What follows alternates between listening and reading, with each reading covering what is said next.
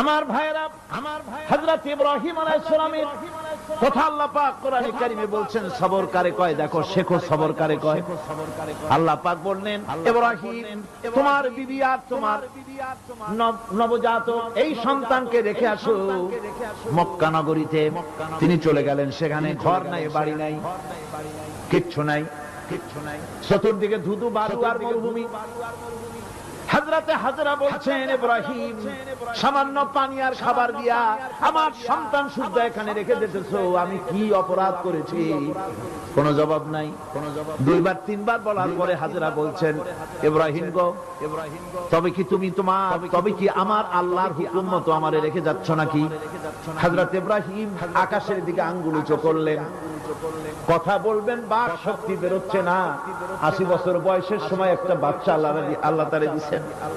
আর এমন বাচ্চা, পয়গম্বরের ছেলে, কি সুন্দর চেহারা, মরুভূমির উপরে ফালাই দিয়াছো, ফালাই দিয়ে রওনা হয়ে যাচ্ছেন।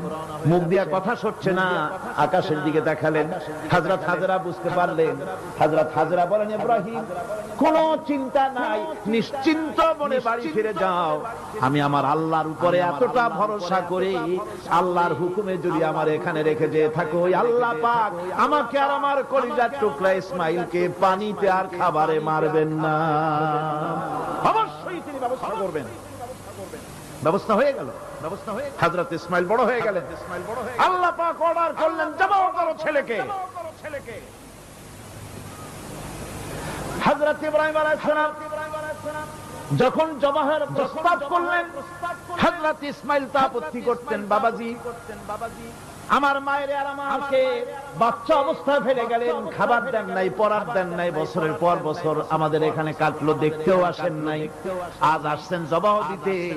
এটা কেমন কথা? কি ধরনের বাপ আপনি? এরকম বলছে নাকি? এরকম বলছে। হযরত ইব্রাহিম আলাইহিস সালাম প্রস্তাবটা কিভাবে পারলেন? আল্লাহ পাক কোরআনে কারিমে দৃষ্টান্ত রেখে দিয়েছেন। আল্লাহ পাক বলছেন, হযরত ইব্রাহিম ছেলেকে বললেন, ইয়া বুনাইয়া, ইয়া বুনাইয়া, হে আমার কলিজার টুকরা, লাডলা, হে আমার কলিজার টুকরা সন্তান, ইন্নী আরা ফিল মানাম আন্নী আযবাহু, আমি স্বপ্নে দেখছি আমি যেন তোমাকে জবাহ করতেছি। ফানজুর মাযা তারা, তোমার রায় কি বলো?